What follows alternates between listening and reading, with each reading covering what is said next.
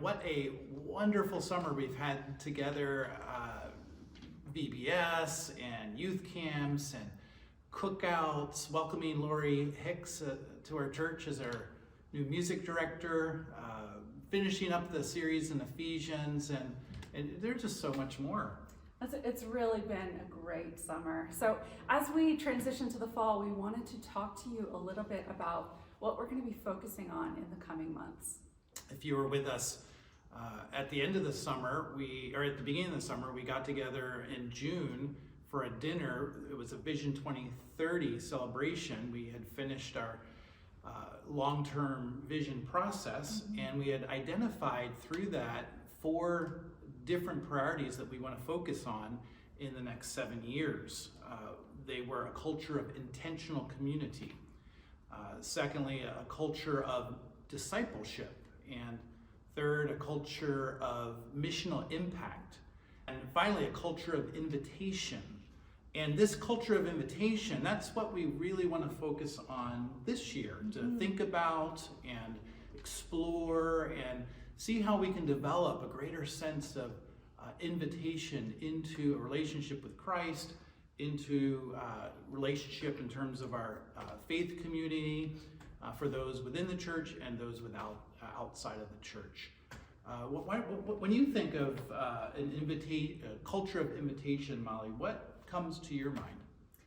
To me, culture of invitation means we have open, outstretched hands, right? And that is happening in big and little ways. Yeah. So we're going to have lots of programs and things that we are intending to make that people can come to who might not be a part of our body already. But it also means being invitational in little ways, looking out for people who you don't know in church and reaching out to them, inviting friends and talking to them about your faith. Just in those big and small ways, formal and informal ways, looking for opportunities to reach out to others. Yeah.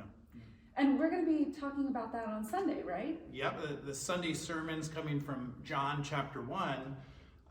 This wonderful scene of Philip inviting Nathanael to come and meet Jesus. And there are these 3 words that John, the gospel writer, uses throughout his gospel: come and see. Just come and see. And it starts the gospel. You find that language at the end of the gospel again. And it's really a beautiful, positive invitation to say to someone, just come and see. See Jesus. See what is really here. And you'll be amazed at what you experience in this setting. We just hope that we have this kind of posture of come and see with our friends, our neighbors, our co-workers, more and more as a church in the coming season of ministry together. And throughout this year, we are going to be focusing on this culture of invitation, really trying to develop it among ourselves.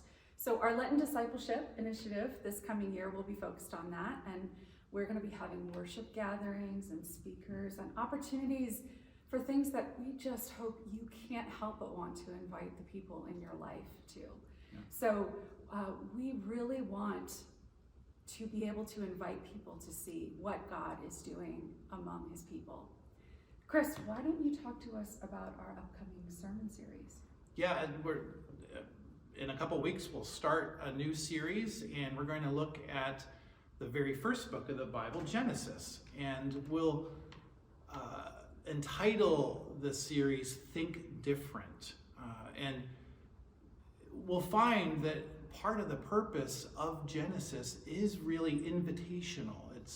It's a means by which we're exploring God's identity and God's work in creation, God's redemption of his people. And in all of that, it was a way of thinking differently about God that was given to Moses and others to put together, to go, oh, this is the kind of God who invites you into a relationship with him. This is the kind of life that God gives you if you place your trust in him. And it's weaved throughout all of the book of Genesis, and we'll be exploring that over the coming year, really. And so I'm excited to take a look at this sense of this holy invitational relationship with Christ. Well, let's talk though about just some of the events and opportunities coming up in the coming weeks. Yes, so this coming Sunday we will be having our second intergenerational Sunday school, and that will be 9 a.m. in the Family Life Center, and I'm really excited about it. Our last intergenerational Sunday school went so well, and it was such a wonderful opportunity for people to be together. So I really hope that you will come and that we can have a wonderful time of a little bit of playing together and talking together and praying together. And that will be a wonderful experience. And then after the service on Sunday, we will be having our Community Life Sunday. Yes. So that is a time where we can talk about the opportunities that there are at the church for everyone to get involved in an intentional community. We all last year talked about the importance of intentional community. We call all of the groups that meet at Triangle Grace an intentional community. They are groups that are meant to develop relationships, to go deep, living out life with friends around things that you're passionate about. Some of the groups are serving groups. They might be the choir as they serve and lead us in worship, or the facilities team, or the team that helps out with Emmanuel and Glacia Food Pantry, or the welcome team. They're service opportunities, but when you're serving together and living life out with that passion, you grow in relationship and community. Or some of the groups are growth oriented, Bible studies, small groups, or classes on Sunday, the youth group, these places where people get together and study scripture. But while you're doing that, you're also growing into relationship with each other. And we hope that everyone can identify in their lives, oh, this is the intentional community in which I'm involved, where I'm growing more in relationship with other people within this church and in relationship with God. So what is your intentional community? This Sunday we'll call people to call them out, to say, oh yeah, this is what mine is. Absolutely. And Kris, you are going to be hosting another cookout at your house, right? Yeah, on September 3rd? Just one last end of the summer cookout, and we hope the house is packed, the yard is packed. We'll have food for 50 or 100, whoever shows up. We'll love you. You bring a side dish, we'll cook the meat, and end the summer well. And then we're actually going to go apple picking the next day, Labor Day, on September 4th. Laura, Tabitha, and I found this amazing apple orchard in Bedford, Virginia. It's a little bit of a trip to get there, but it is so well worth it. The mountains, there's 100 varieties of apples at this place, and we just love to go apple picking in Massachusetts. And and whoever comes with us, I guarantee it's going to be a great day together. And you're going to come back with apples that will last you all the way through Christmas. And then on September 10th, we are having what we're calling Kickoff Sunday. Yeah. And so we are going to be starting this new sermon series that Kris talked about on Genesis. We are going to have the choir singing in the service for the first time in a while. We're going to have new adult classes starting. The fellowshipping class is going to be continuing their study on Proverbs. We're going to be starting a new study on John and a new study on parenting. That will also be just a discussion and support group for parents. And the youth are going to be spending the afternoon at Jordan Lake. So we hope that you can get involved in any number of those things and enjoy them. On that Sunday, yeah. And I probably should mention that a few Sundays after that, September 24th, we're going to have an all-church dinner in the Family Life Center. Covered dish.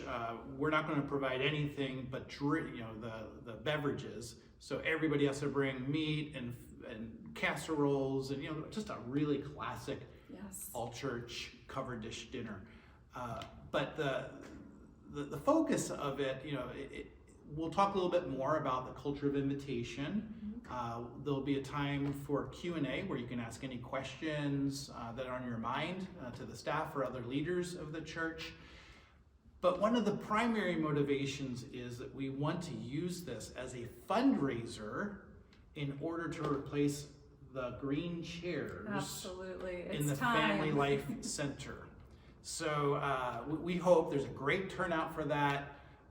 Everyone brings a financial gift that we can apply directly to purchasing new chairs, so that by the time, I think it's a great women's retreat, right, in November. Wouldn't it be great to be able to get a brand new Family Life sitting opportunity? So anyway, we hope you come out for that dinner in September 24th. We are just so excited as we are transitioning from the summer and all of the traveling and all the different places that we have been, as we kind of get back to our regular routines. And as we come back together and as we look outside too, and at who we can invite and who we can be looking out for. And we're just really excited about developing this culture of invitation among ourselves in the coming days. So looking forward to being with you this fall. Don't forget to download the church app, Church Center. Go to your app store on your phone and download Church Center. It's pretty intuitive how to find information on that. But once you have that, you can sign up for any of these upcoming events. You can get the latest e-news. You can there's a directory where you can find out addresses and see pictures of other people within the life of this church. You can watch sermons, you can or services, you can give through that app. So it's a very helpful tool if you have not downloaded that yet. Hope you'll do that right away if you haven't. But otherwise, we look forward to a great year as we focus on a culture of invitation.